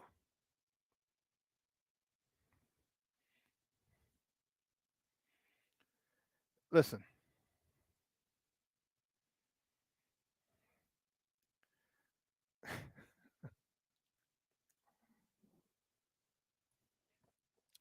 He's one of their own. He's one of their own, Shorty. He's one of their own. Okay? He's one of their own. And when he gets here, Kevin Warren can be like, hey, listen, I don't need any crazy shit. I don't need anything else. I need you to win. I need you to develop Justin, and I need you to get us to and win a Super Bowl. So we can get all this stadium shit behind us, and then I need you to win us another Super Bowl or three.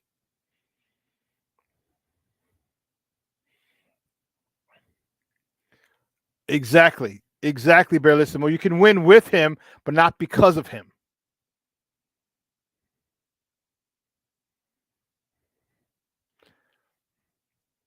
We need a quarterback, someone who knows, who can appreciate what Justin does, and literally build offense around him. Literally.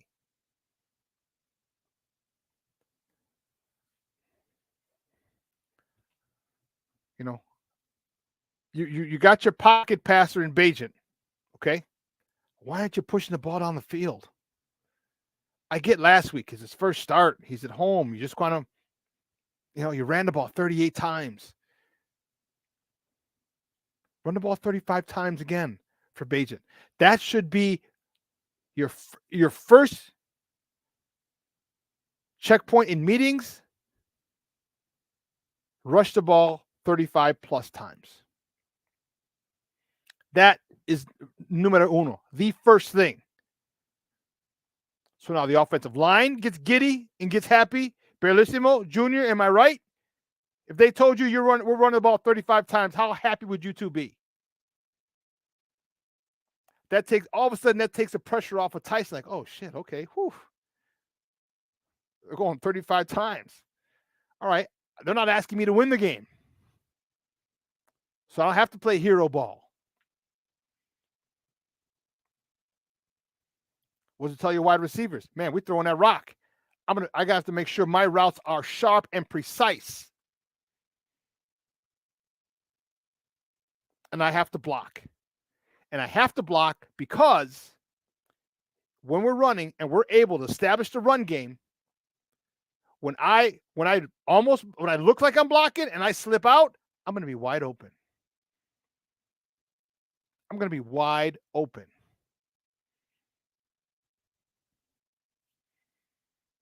But that's asking too much. Junior, I would love it. Yep. Junior was one of my offensive guards when I was with the Chargers. If they told offensive linemen we're running 35 times a game, and it's not going to stop. You're going to get it just because you run the ball 35 times a game doesn't mean it's going to take passes away from Justin or Tyson. It's not.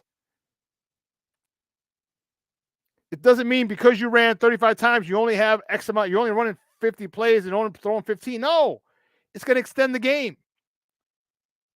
It's going to make a lot more plays, and to the point where you're not even going to need all those passes because of the fact that they have to stop it, and you can attack them when they stop it. This was the worst pass defense in the NFL, and you didn't exploit it. You didn't exploit it. And then you didn't get help when all they did was just drop linebackers in the flats to confuse the kid. You didn't help them. You didn't help them by pushing it down the field.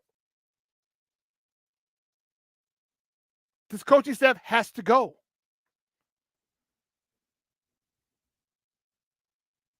I've tried to give you the benefit of the doubt. Say, hey, listen, because if I can see it, what the hell are those guys at House Hall getting paid for? Shit, pay me. I'll take the 6 figures to tell you what you should do. I'll be up in the box saying, run the goddamn ball. Let's go with a dig. Let's go with a comeback. Give me an 18-yard comeback and a cover 3. Man. If anyone knows football, 18-yard comebacks and a cover 3 is money. Money. Or an over route with a clear out on the left side, over route. Money against a cover 3. You cannot cover it. You have a swing route on the front side, a go route on the front side, and you have an over route into the left third of the field from the slot. That is money. No one's covering that. But you can't come up with that. You can't think that. You can't say, here's what we got. These guys play cover 3. Here's what we're going to run. You can't flood the zone. This is high school shit.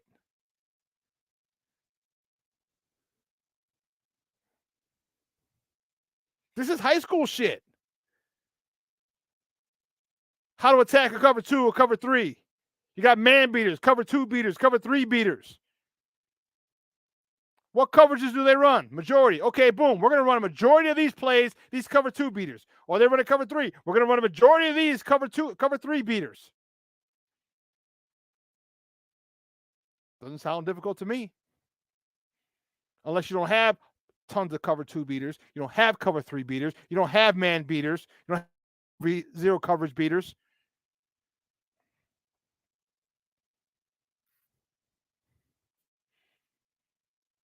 It's frustrating because you have the talent. It's frustrating because you have the players to get it done. This is what I mean when people say they don't put players in a position to be successful. Because it's an overused adage and you hear it all the time. But what do you mean? What do you mean? What do you mean? I'm telling you what I mean. Once you figure out the majority of what it is they like to do in their coverages, and they'll disguise it. They'll disguise the cover 2. They'll disguise the cover 3. They'll disguise the cover 4. Disguise the cover 6. They'll disguise it all. But we're creatures of habit. Defensive coordinators are human beings. Offensive coordinators are human beings. We have habits. We have patterns. So figure out what the patterns are of your defensive coordinators, and now you can attack him and hurt that scheme relentlessly. He's going to start off. We had to do this in high school when I was at Curie. 36% of the time in the film that I watched on the cover and first down and 10 in this area, he runs this. I had to do it on the opposite side for the offense, but nonetheless, it's the same thing. So we got cover 2, cover 3, and then you give the quarterback leeway.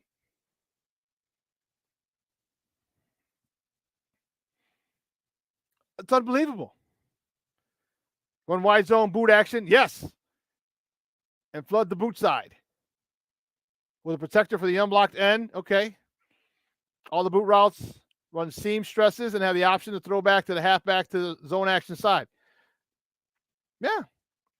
For those of you who think that's Chinese, all he's saying is the quarterback gets the ball, fakes it to the left, outside zone to the left. He keeps it, runs back, but you have a blocker because that defensive end, because everyone's zone blocking right, the last guy on the end of the line of scrimmage is not blocked. So you make sure you have a blocker for him so the quarterback can roll out.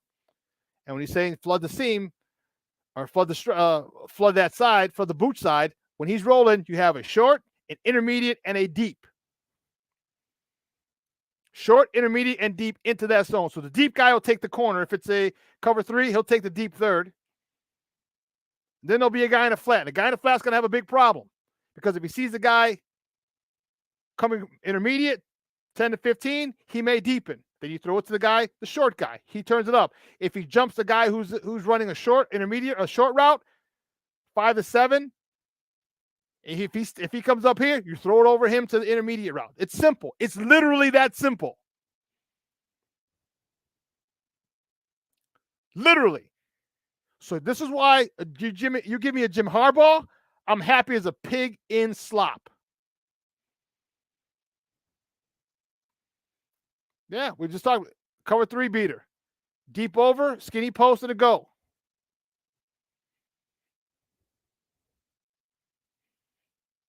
Yeah, deep over from the left or the right, and the opposite guy post. Second guy on the opposite side of the deep over runs the post. Skinny, the deep middle third. The go takes care of the outside third, and the deep over comes in a wide open area. Simple, but we can't figure this out. The brain trust can't figure this out with the speed that we have. With the DJ Moore, with the Vanish Jones. Let Vanish Jones run this, and if he drops them good, you're done. We gave you enough chances. Get him open. Darnell Mooney, have him run it. Tyler Scott, have him run it. Who do you want to feature today? You're gonna have guys fighting on the sideline. I want to be the opposite slot. I want to be the opposite slot. I want the deep over. I want the deep over.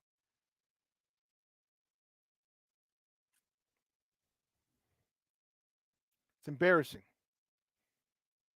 Embarrassing. That they can't come up with this. And Barrelissimo and I just came up with this in 15 minutes, 20 minutes.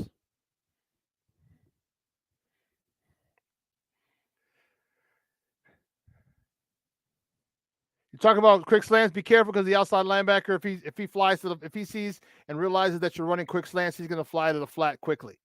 He's not even going to worry about take your first step, take your read step. It's called linebackers on the snap of the ball. He's going to go and get in a passing lane. If you don't see him, it's pick 6. So be careful. We'll kick quick slants on the cover 3.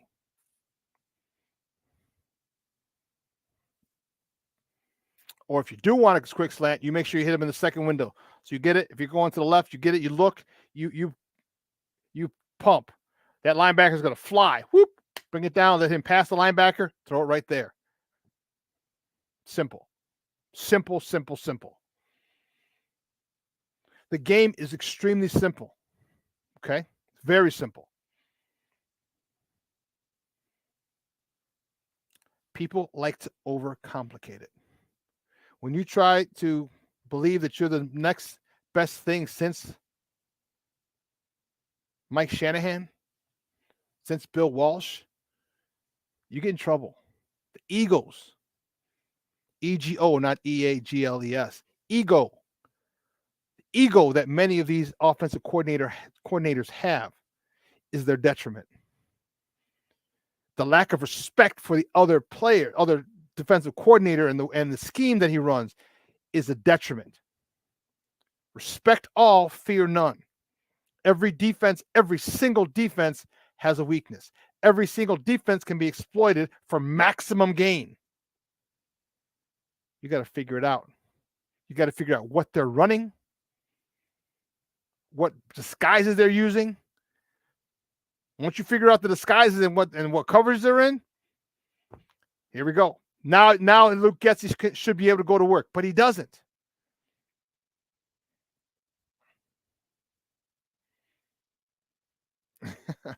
No, they would. I don't know, Arturo. I think the coach that wants to be fired just to sit home and collect unemployment. Well, they get their salaries. Those are guaranteed, and those aren't against the cap. Pretty simple. You're right. Keep it simple, stupid. Keep it simple, stupid. That's it.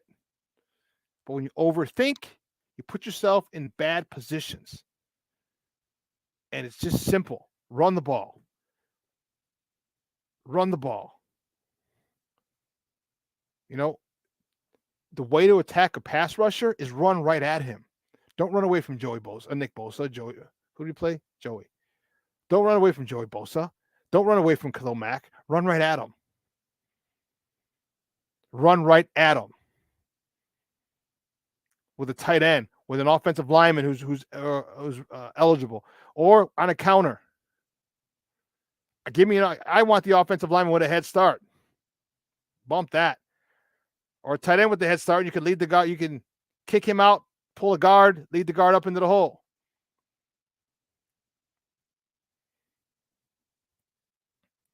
It's not rocket science. And this regime can't get it done. Can't get it done. So I hope you put to rest all the Tyson Bagent QB1 stuff. That's got to go. I think Justin Fields and Tyson Bagent are a great combination. All right. There are some things Justin can learn. Justin can watch how he gets the ball out quickly. Justin can watch his footwork. Justin can watch how he reads and progresses goes from 1 to 2 to 3, back to 2, check down. These are all things Justin can learn if his ego doesn't prevent him from doing so. Just because he's undrafted rookie free agent from a Division II school doesn't mean he doesn't have football acumen. Doesn't mean he doesn't have a great football mind. Doesn't mean he doesn't have talent.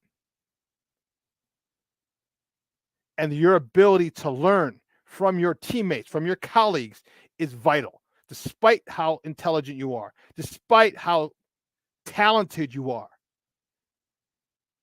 You have someone like Bagent here to help you. This guy he's had his junior year, he had more passes than you had your whole time at Ohio State. Why wouldn't you want to get information from him? Why wouldn't you want to get? He's thrown 2,000 passes in college. He's been a starter for 7 years, since he was a sophomore in high school. You don't think he's seen everything?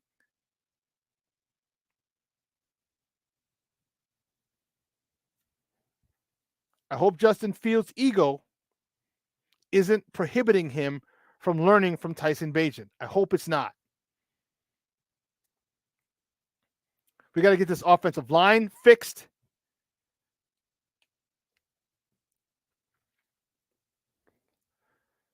You know, why not run behind Darnell Wright and Tevin Jenkins? Why not?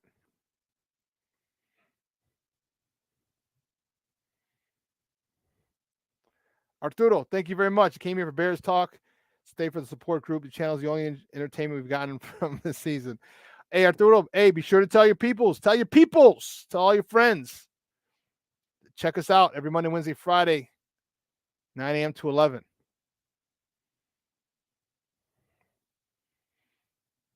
You know, these are things that it sucks because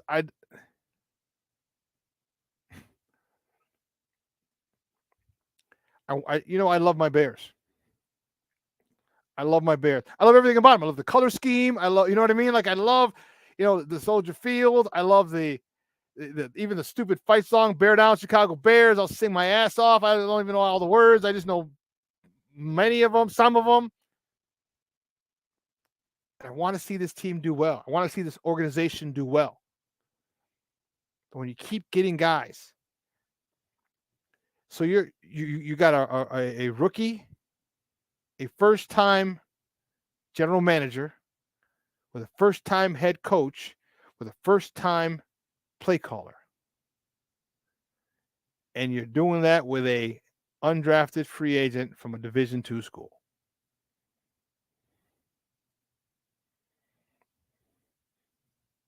That's the situation the Bears are in right now. First-time general manager with a first-time head coach with a first-time play caller using a Division II undrafted free agent. Now, do you see why Getsy is doing stupid shit? Do you see? Because he doesn't have the miles, the years under his belt. And it's only going to work so far. Look at Brock Purdy. He just lost 3 in a row. San Fran. Remember? Oh, Brock Purdy. He's Mr. Irrelevant. Oh, he's stud. Oh, what are they doing? They just lost 3 in a row. They won their first 5. They lost 3 in a row.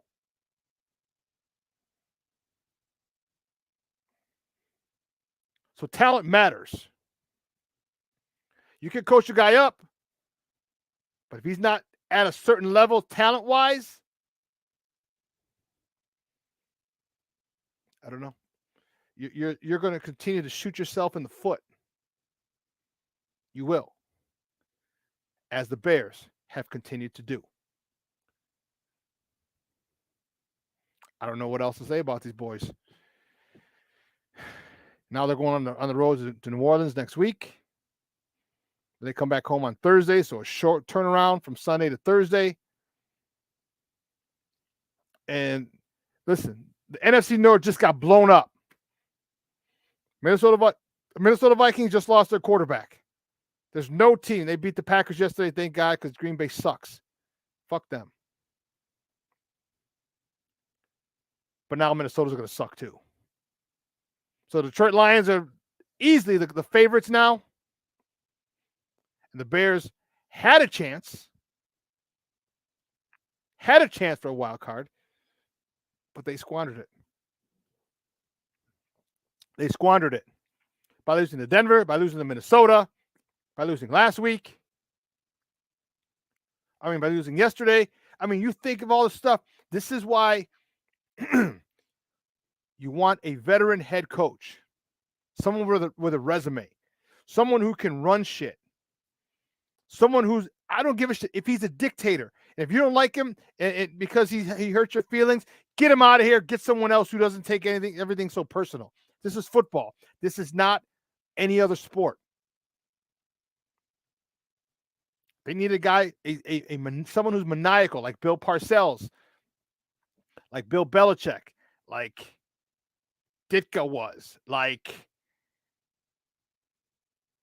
who else? Mike Tomlin.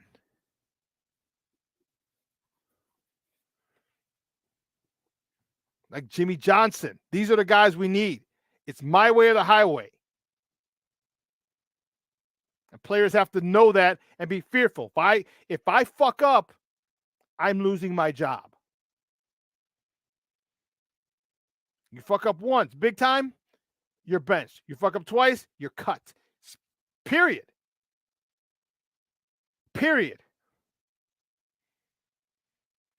But they don't have that fear. They don't have that hanging over their heads. You know the old saying, necessity is the mother of invention. If you need to keep your job, and it necessitates that you play well, you're going to create ways to make sure you get that job done, by hook or by crook, to keep getting that paycheck. But tough loss for the Bears yesterday, 30. I'll put up my little flyer. 30-13. tough one. It's SoFi. I'm telling you, it wasn't even that. It could have been so much different. But everything went against the Bears yesterday. The officiating included. I'm tired of talking about the shit. I'm tired of it.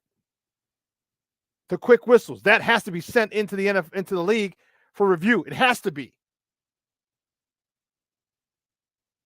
If I got a tight end who's 6'5", 250, 260, give him a chance. Make sure that he's being pushed back 2 or 3 or 4 or 5 yards before you blow the whistle. Because we could come and pick off his man, the guy who's trying to tackle him, like we did yesterday. Hit him, he falls off, and he goes. Give us that opportunity.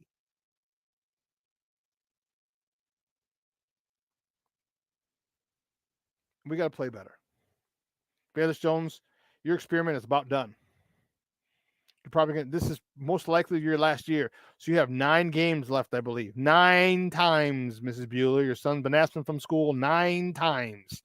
You've got 9 games left to show what you can bring to the table and what your worth is to this team. It's not too late, but it's getting really, really late, really, really fast.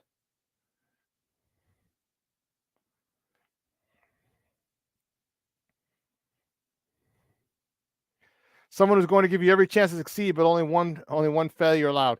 I'd say 2. Because it happens to the best of us. But 2, no more than 2. Like, you're done. Second time, it's a habit. You got to go.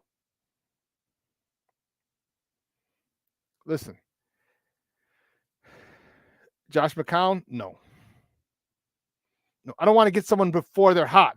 I want to get someone who has the ability to take this team where it needs to go. That's what I need. That's what I want.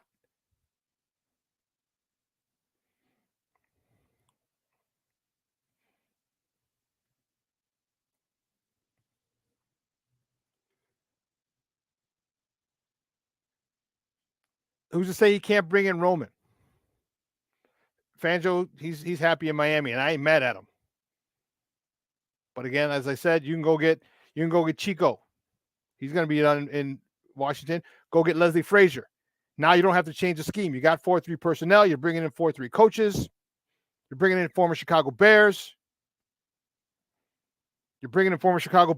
What a better narrative than your boys coming home to bring this franchise back to prominence.